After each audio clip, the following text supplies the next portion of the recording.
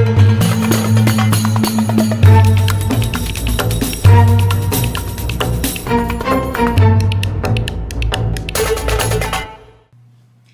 my name is Jordan, and welcome to Genie. Today we're going to be talking about the top 10 board games that are based on books. And what I mean by that is based on like the world, like a specific world book series or like a specific book. It was really hard for me to narrow it down to 10 because to be honest, as I was creating this list, I had like 14 and it was hard for me to narrow it down. But then I just like, you know what, I'm going to just talk about the games that I've played before, and some of them are my favorites. And this list is in no particular order, just because it was so hard to do, like naming the top 10 books that, not top 10 books, board games are based on books. That's what I meant to say. And yeah, and like I said, they're in no particular order, but the order of games I've played the most from this list. So for right now, let's count down.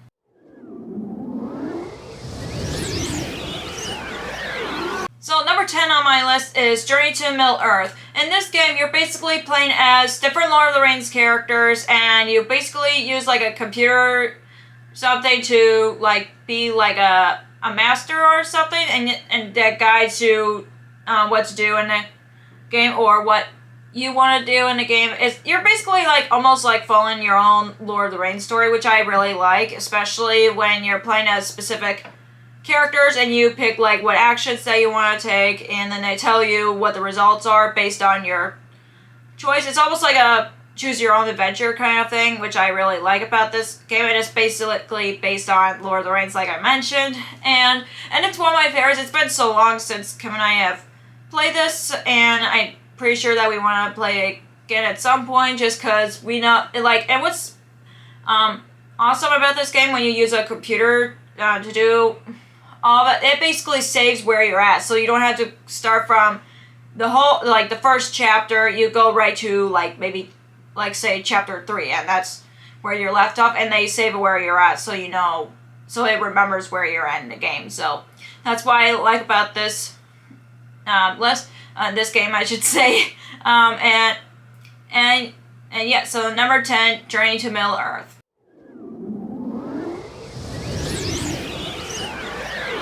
The number 9 on this list is Neverland Legacy. If you can't tell by the title of this game, this is based on Peter Pan. So you're basically either playing as Peter Pan and the other characters, or you're going to play as Captain Hook and his crew, and you're basically going against each other. You get to choose one or the other. You don't get to choose like the mix of both, because that's in the rules of the game. And you're basically trying to rescue all the lost boys from Captain Hook as soon as possible, or trying to, for the pirates side, you try to stop Peter Pan and other characters as much as possible. So I really like this game. I really liked playing as, I don't remember if I liked playing as Peter Pan and the other Peter Pan characters or Captain Hook and his crew. I like playing both, to be honest. I'm a big Peter Pan fan, and I'm just glad there's a Peter Pan themed board game out there. And I know some people really don't like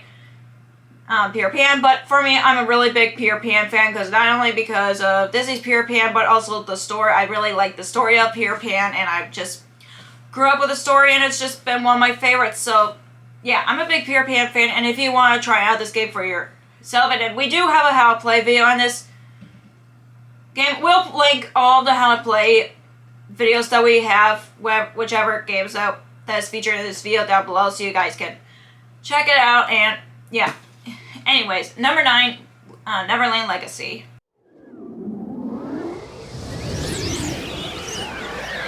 So number 8 on this list is Sheriff of Nottingham. If you guys can't tell from the title of this game, this is basically based on Robin Hood, but you're basically playing as different villagers to try and sneak in, trying to sell some goods in Nottingham, and of course there are some people out there that are trying to sell illegal items, so you're trying to sneak them in so the sheriff would pay you. And it is a really fun game. Each player gets to play as the sheriff, which is really nice, because you don't have just one player playing as the sheriff, which would be unfair, and this is one of my favorite board games that I played with Kevin. We haven't played the second edition yet, but the rules are very similar with the first edition of the game, and I remember this is one of the first games that Kevin and his dad has taught me, and I really enjoyed that. And yeah, and I also love the story of Robin Hood, so of course it's gonna be on this list anyway. But yeah, Kevin and I can't wait to try out this second edition because we still haven't tried it. But we have played the first edition before, and like I said, the rules from both editions are pretty similar, and of course it combines, like, I don't know, I still really like this game, and I think it's a lot of fun if you like playing, like, if you want to play a game where someone's really good at line. I do recommend playing this game, and it's a really cool game, like I said. But anyways, number 8, ofnianham.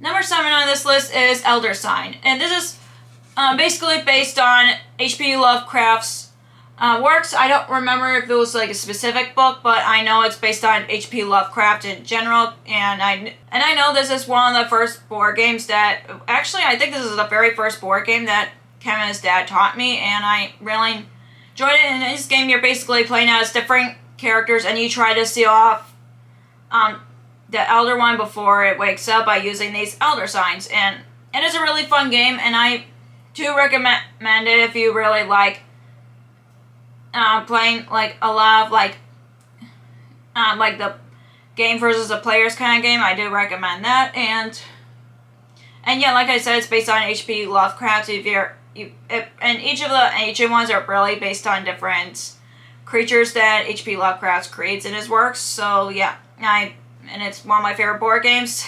Like I mentioned, it was really hard to come up with the top 10 list for this specific list just because I'm a big book nerd. But yeah, number 7, Elder Sign.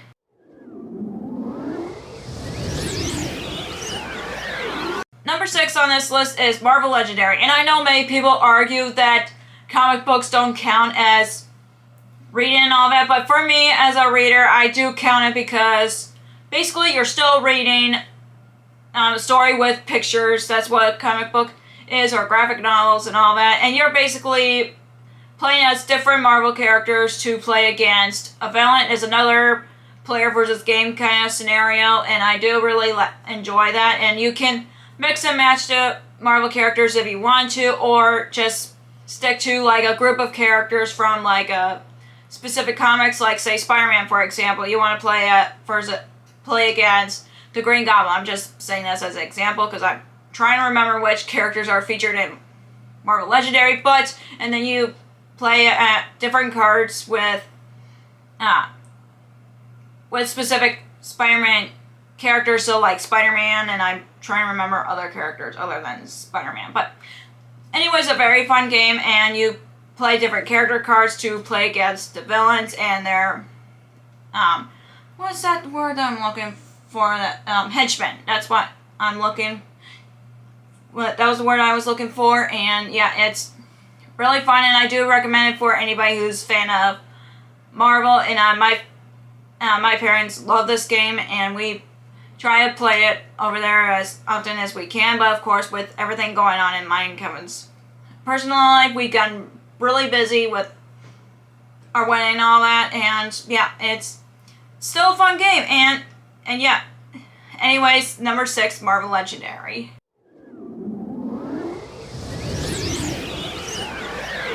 So number 5 on my list is Harry Potter, Hogwarts Battles, and you're basically playing as different Harry Potter characters from, you go by levels, so you can start from year 1, which is the easiest level, and then you can go to the next year of Hogwarts until year 7, which is the hardest, obviously, and you try to beat all the villains as much as possible. I really like this game despite everything that's been going on with the author and all that, and I don't want to go deep into that because I hate to.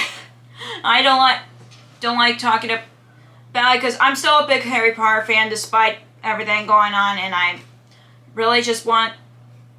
just really like this game, and we played the expansion. I think it was it has something potions in it. I'm trying to remember Spells and Potions, I think. I don't remember. I know Kevin and I don't own it yet, but we will get it soon. And I still like this game. I really like playing it. I'm pretty sure that Kevin still likes playing it too, despite everything. And we're just big Harry Potter fans, and it's our childhood. And I know many people are like, get over it and all that, but we still love this game despite everything going on, like I said. But it's a really fun game, and you get to play, and they have a lot of expansions where you can just not only play as Harry, Ron, Hermione, and Neville, you get to play as Luna in one of the expansions, and now you can play as Ginny Weasley in any other expansion, which I forgot the name of. I know it just came out last year, and I feel bad for forgetting it. I know it has potions or something like in the title, but I can't remember. But yeah. Anyways, number 5, Harry Potter Hogwarts Battle.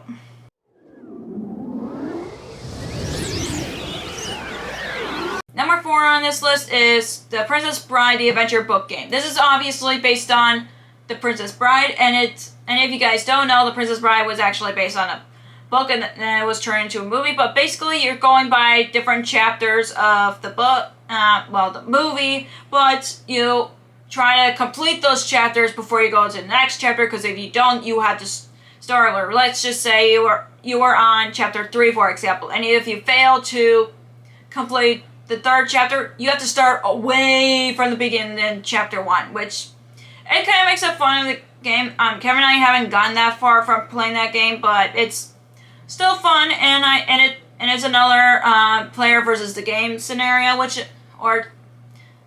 type of board game that I like, and it's a lot of fun. You don't get to play as the individual characters like some games, but you're trying to follow the story of The Princess Bride. That's the basic of the game. And I know that Ravensburger just came out with The Wizard of Oz, which I do want to try because I like The Wizard of Oz, even though Kevin's not a fan of The Wizard of Oz. But anyways, it's just everybody has their own tastes.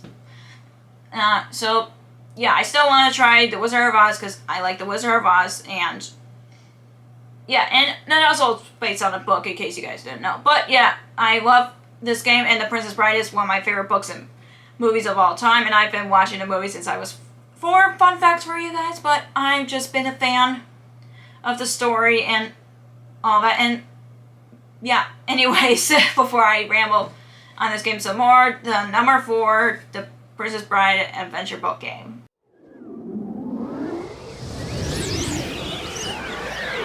Coming in number 3 is Horrified. It is based, and if you guys don't know, these classic monsters that's featured in this game, they're all based on books. So like you got Dracula from the book Dracula, and you got Frankenstein, which is based on the book Frankenstein, and then, oh gosh, what were the other monsters? I'm starting to Ryan Blake's Wolfman. I'm not sure if that was based on a book or not, but I know Frankenstein and Dracula is based on a book. But Creatures of Black Lagoon, I think that was not based on a book, but there are some monsters in there that's from a classic book. So in this game, you're basically playing as different characters, and you try to defeat each of the monsters. So let's just say you're playing against Dracula. You have to destroy all of his coffins before the time runs out, kind of thing. It's really hard to explain it, but it's a really fun game. I played this game with Kevin pretty much almost every Halloween. It's fun, and we've watched these classic movies during Halloween time, which is also fun as well. And yeah, I really like this game, and I know Ravensburger just came out with Horrified American Monsters, which is based on like myths and legends and all that, which Kevin and I played at Gen Con. It was a lot of fun, and we still don't have our own copy, and we're still trying to get our own copy because that was a fun game as well.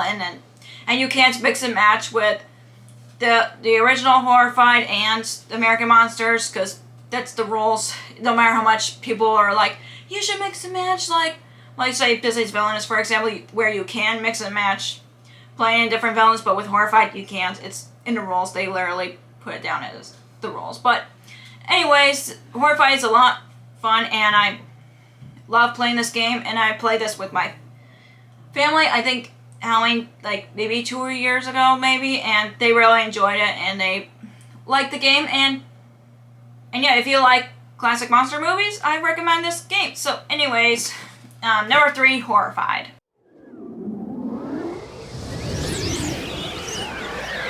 So number 2 on this list is Agatha Christie's Death on the Cards, and you're basically trying to figure out which of the other players is the murderer before the murder escapes. And Kevin and I have played this like at least once and really enjoyed it. And as like a Christie fan, I really enjoyed it. I got this for my birthday or Christmas last year, and it was a lot of fun. And we finally played it this year. It was a lot of fun, and it's really fun with 3 players. We haven't done it with 2 players because I'm pretty sure because in one of the cards, for example, you had to point out who you think is the murderer, and with the 2-player game, you literally have to point at the only opponent that you have. Well, with 3 players, you can choose which 2 opponents that you have is the murderer, and all that. It's a lot of fun, and it's pretty quick and easy to learn, in my opinion. And even though Kevin and I only played this game once, and I try to feature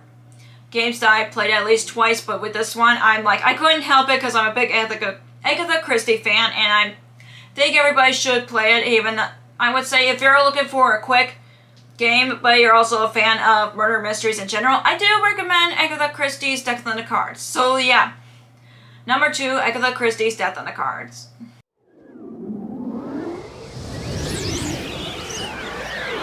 And the number 1 game on this list is Unmatched. If you guys are wondering, wait, Unmatched? How is this based on books? Well, here's the thing with with Unmatched Volume 1 game, there is Alice from Alice in Wonderland, King Arthur from the King Arthur and his Knights, and then there's Sinbad from Arabian Nights, and Medusa from Greek mythology. So they're all from the different classic story and books. So that's why I added it to this list. And plus, Kevin and I really love Unmatched. So basically, you're playing as different characters, and you try to beat the other opponents before you ran out of life. So and I just love Unmatched as much as Kevin does. It's a really fun game. That game you can mix and match with different characters, because I know we also have Marble Hell's Kitchen Unmatched, which is I haven't tried it yet, but it looks a lot of fun. And we have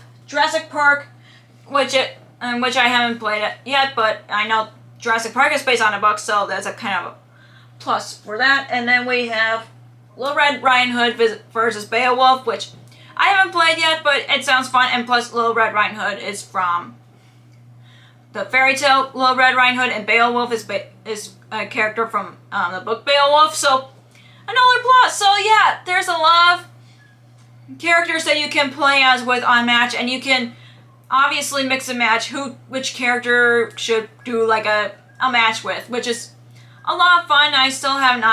We still haven't mixed and matched characters yet, but I still think it's an awesome game, and I know Kevin wants to get Volume 2 at some point, because I think it has Bloody Mary, which is from like Legends, like I said.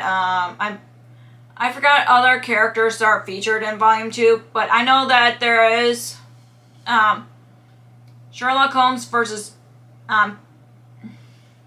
Bigfoot. I don't remember. I know Sherlock Holmes is somewhere in the Unmatched games, but still a lot of fun. A lot of miscellaneous characters from different classics and legends and stuff, which is a lot of fun. And yeah, I do recommend Unmatched if you not only like these classic stories, but also like if you're a big book nerd and you just want to play as different characters from different books. I do recommend Unmatched. So number 1 is Unmatched.